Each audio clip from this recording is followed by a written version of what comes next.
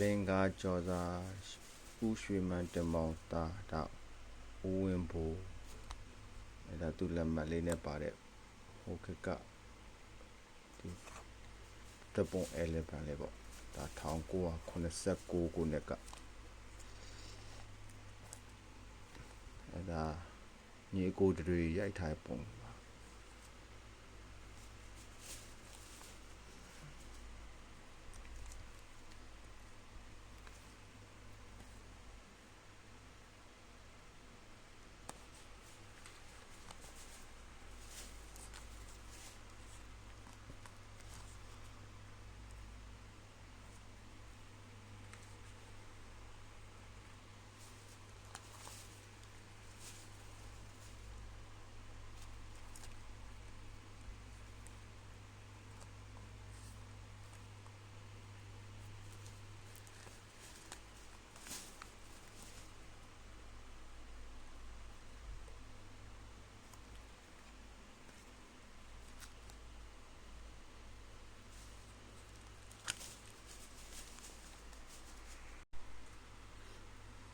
အဲ့ရင်တော့ဒါ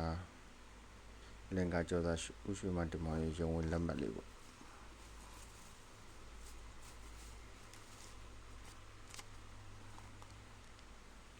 ချိုအန်တီချိုပြုံးနဲ့ဦးညွန့်ဝင်း